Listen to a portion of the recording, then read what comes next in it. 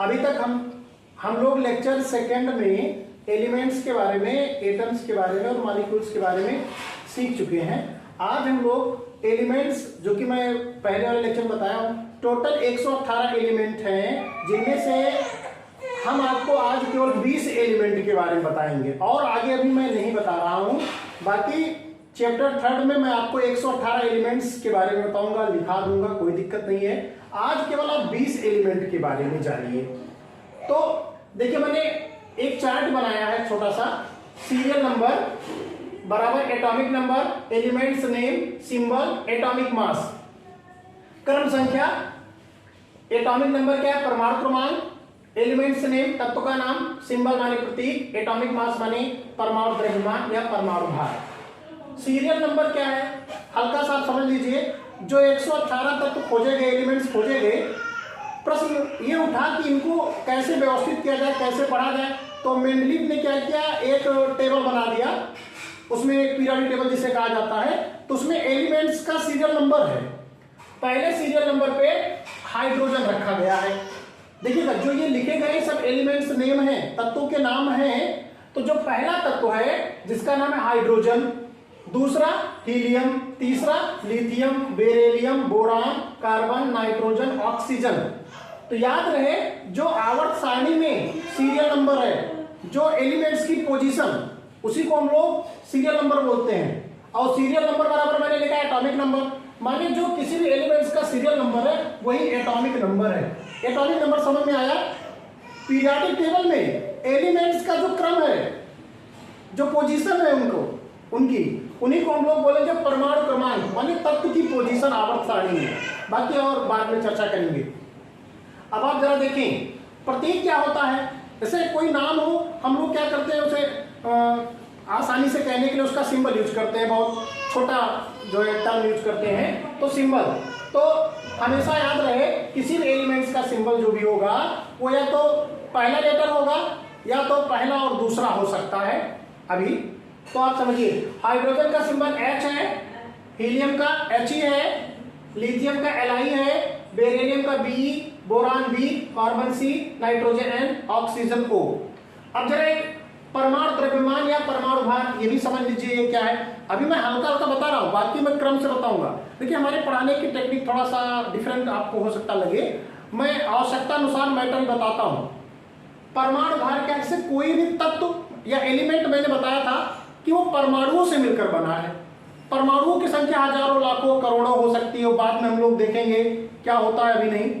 तो जो उस तत्व का जो परमाणु है कितना भारी है, किसी भी भाई कोई भी तत्व हमेशा समान प्रकार के परमाणुओं से मिलकर बना होता है, ठीक। तो उस तत्व का जो परमाणु कितना भारी है उसे हम किससे लिखते हैं, परमाणु क्रमांक, परमाणु भार या परमाणु द्रव्यमान, इंग्लिश में इसी को एटॉमिक मास कहते हैं। अब कैसे निकालेंगे एटॉमिक मास। वैसे तो एटॉमिक मास क्या है, यह एक एक्सपेरिमेंटल वैल्यू है, प्रयोगात्मक मान है, और लेकिन हल्का सा आप समझ लीजिए कैसे निकालते हैं। हाइड्रोजन का परमाणु क्रमांक, एटॉमिक नंबर और एटॉमिक मास या एटॉमिक वेट दोनों सेम है, 1 ही है। बाकी हीलियम का 2 है एटॉमिक नंबर, तो एटॉमिक वेट 4 होगा, उसी का आप डबल कर दीजिए। और देखिए लिथियम का कितना होता है, 7। तो याद रहे, जो ऑड नंबर में जिनके एटॉमिक नंबर है, विषम संख्या जो भी है, उनका जो एटॉमिक वेट होगा वो डबल प्लस 1 होता है। तो अगर देखा जाए तो इसका 3 है, तो ऑड है विषम, तो 3 दूनी 6 प्लस 1 7। इसका एटॉमिक वेट क्या है, एटॉमिक मास 7 होगा। अब देखिए इवन है तो 4 है, थोड़ा सा यहाँ एक्सेप्शन हल्का समझ लीजिए, 4 का 8 होना चाहिए, बट इसमें भी क्या होता है, 4 का 9 होता है, एक एक्सेप्शन है। बाकी 5 का 11, 6 का 12, 7 का 14, 8 का 16। इसी तरह आप देखेंगे, मैं आगे भी जो एलिमेंट्स हैं उनके बारे में बता रहा हूं, सबका एटॉमिक नंबर इसी तरह आपको मैं समझा दे रहा हूं। हाँ देखिए, सीरियल नंबर 9 या परमाणु क्रमांक 9, एटॉमिक नंबर 9 वाला एलिमेंट क्या है, फ्लोरीन, जिसका सिंबल क्या है F। 10 का क्या है, neon. Atomic number 11 sodium, magnesium, aluminium, silicon, phosphorus, sulphur, ठीक। अब देखिए नियॉन का सिंबल Ne, सोडियम का Na, मैग्नीशियम का Mg, एल्यूमिनियम का Al, सिलिकॉन का Si, फास्फोरस का P, सल्फर का 16। अब जरा देखिए इनका जो भी एटॉमिक वेट है वो जस्ट एटॉमिक नंबर का हमने आपको बताया कि 2 गुना होगा, अगर ऑड होगा तो उसी में प्लस 1 ऐड कर दीजिए। 9 है तो इसका हो जाएगा 9 दूनी 18 प्लस 1 19, 10 का 20, 11 का 23, 12 का 24, 13 का 27 और 14 का 28, 15 का 31 या 31, 16 का 32। अब आप देखिए कि अब आप समझ रहे हो कि सर कैसे इनको मैं याद करूं, तो उसकी चिंता आपको नहीं करनी है। मैं आपको ट्रिक बताऊंगा कैसे आप इसको याद करेंगे, उसी हिसाब से आप इसको समझ जाएंगे। एटॉमिक नंबर 17 क्या हो जाएगा? Chlorine, symbol Cl, 18 argon Ar, 19 potassium K, 20 calcium Ca। और अब देखिए एटॉमिक वेट कैसे निकालेंगे? 17 ऑड नंबर है ना, इसको डबल करके प्लस 1 कर दीजिए, क्या हो जाएगा? 35 हो जाएगा। हाँ 18 अगर आप डबल करोगे तो क्या हो जाएगा? 36, बट इसका एटॉमिक वेट 40 है। तो थोड़ा आपके मन में डाउट आएगा, सर आपका जो भी कॉन्सेप्ट है लॉजिक है, लग नहीं रहा ना। चिंता मत करिए, आगे जो नया लॉजिक बताएंगे ना सब जगह लग जाएगा। टेंशन फ्री रहिए, केमिस्ट्री में मैं आपके साथ हूँ, जब तक आप साथ हैं तब तक आप खास हैं, मैं भी खास हूँ। समझिए, पोटेशियम 39, 19 है ना इसका एटॉमिक नंबर, ठीक है, इसके प्लस 1 कर दिया मैंने, 20 है, इवन है, तो इसका मल्टीपल 2 कर दिया तो 40 हो जाएगा। अब जरा समझिए इस बात को। आप सोच रहे होंगे सर कैसे सब याद किया जाएगा? आपको याद नहीं करना, केमिस्ट्री में कुछ भी याद नहीं करना, केमिस्ट्री में पढ़ना नहीं है, केवल समझना है और चिंतन करना है, वो हमारी जिम्मेदारी है, कैसे कराना है। अब जरा समझ लीजिएगा एक बार, एटॉमिक नंबर अगर आपसे कोई पूछता है what are the atomic number, परमाणु क्रमांक क्या है? अरे सर बहुत सीधा है, परमाणु क्रमांक आवर्त सारणी में जो भी एलिमेंट्स हैं उनकी पोजीशन को रिप्रेजेंट करता है। जैसे मैंने कहा कि 18 एटॉमिक नंबर, परमाणु क्रमांक 18, इसका अर्थ क्या हुआ? इसका अर्थ ये हुआ जो भी एलिमेंट्स है वो पीरियोडिक टेबल में 18वें नंबर पर है। तो परमाणु क्रमांक पे बहुत ज्यादा विचार मत करिएगा, atomic number is the number of elements in the periodic table. You don't confuse in the case of atomic number and atomic weight. Atomic weight क्या है? कोई भी परमाणु कितना भारी है वो भारीपन को बताएगा, मास। तो आप इसका स्क्रीनशॉट ले लें। केवल अभी मैं 20 एलिमेंट्स बता रहा हूँ, बाकी थर्ड चैप्टर बताऊंगा। एलिमेंट्स बताने का रीजन यहाँ क्या है? क्योंकि कंपाउंड बताना है, इसलिए एलिमेंट्स जानना जरूरी है। स्क्रीनशॉट ले लीजिए आप लोग। मैं पहले आपको बता चुका हूं जो भी एलिमेंट्स और कंपाउंड होते हैं वो शुद्ध पदार्थ के अंतर्गत आते हैं। तो जो भी कंपाउंड से याद रहे शुद्ध पदार्थ हैं, प्योर सब्सटेंस है। कम से कम 2 एलिमेंट्स का होना जरूरी है कंपाउंड बनाने के लिए। 2 से अधिक हो सकते हैं, 3, 4, 10, 20 हो जाए, पर 2 एलिमेंट्स जरूर हो। और एक चीज और ख्याल रखिएगा, उनका रेशियो फिक्स हो। जैसे मैं एग्जाम्पल की बात करूं, जैसे NaCl नमक, अब इसमें कितने एलिमेंट्स हैं? 2 एलिमेंट्स। सोडियम अभी मैं बता चुका हूं, क्लोरीन, ठीक, ये 2 एलिमेंट हैं। अब जरा देखिए इसमें सोडियम कितना है? 1 ही तो है। क्लोरीन कितना है? 1 ही तो है। तो ये रेशियो 1:1 फिक्स है। आप सोडियम क्लोराइड नमक चाहे जहां से ले लीजिए, आपको फार्मूला यही मिलेगा। ऐसे अगर मैं वाटर की बात करूं, वाटर में अगर आप देखें तो 2 एलिमेंट्स हमारे पास हाइड्रोजन और ऑक्सीजन है।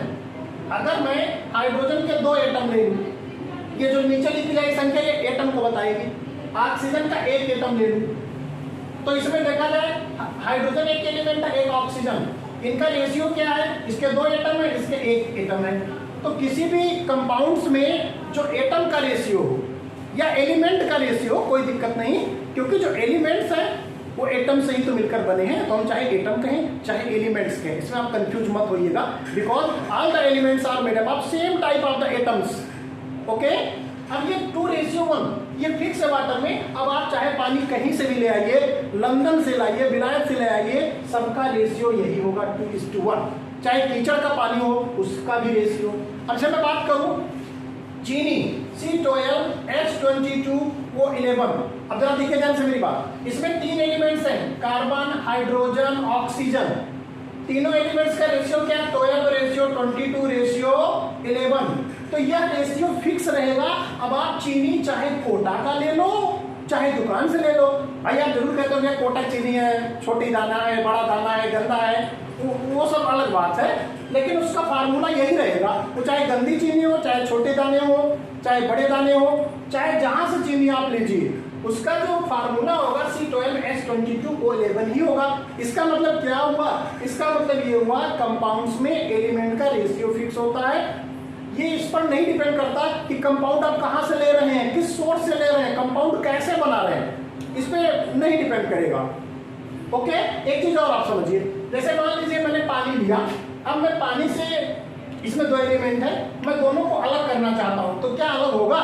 हाँ भैया, केमिस्ट्री में सब कुछ संभव है, लेकिन केमिकल टेक्निक से, फिजिकल है। फिजिकल मतलब हम हाथों से नहीं अलग कर सकते हैं, मैं आंखों से देखकर नहीं बता सकता कि ये H2 है, ये वो है, ऑक्सीजन है। इसके लिए मुझे कोई केमिकल टेक्निक यूज करनी होगी, बट हाइड्रोजन और ऑक्सीजन को अलग किया जा सकता है। इसका अर्थ क्या हुआ?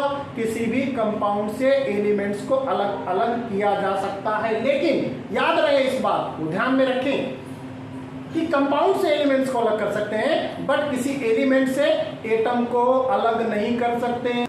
हाँ, कंपाउंड्स को तो आप अलग कर सकते हो, लेकिन अगर आप मैं बात करूं एलिमेंट से, क्या आप एटम अलग कर सकते हो? हाँ भैया, अलग कर सकते हो, अलग अलग खंड में तोड़ सकते हो, एलिमेंट से एटम को निकाल सकते हो, लेकिन वास्तव में वो अलग नहीं है। क्यों?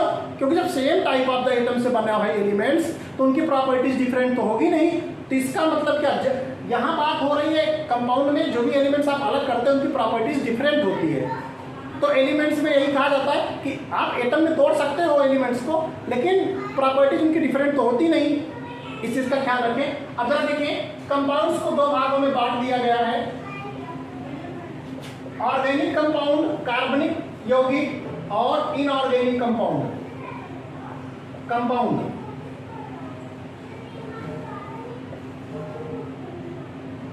समझिएगा, ऑर्गेनिक कंपाउंड्स क्या होते हैं? ऐसे कंपाउंड्स भाई जिसमें कम से कम दो एलिमेंट तो होगा, कंपाउंड की बात हो गई है।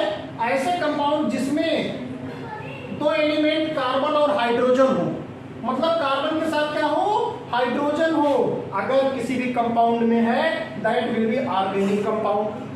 लेकिन अगर किसी कंपाउंड में केवल कार्बन हो, कार्बन के साथ कुछ दूसरा आ जाए, ऑक्सीजन आ जाए, नाइट्रोजन एलिमेंट आ जाए, तो क्या ये ऑर्गेनिक कंपाउंड कहा जाएगा?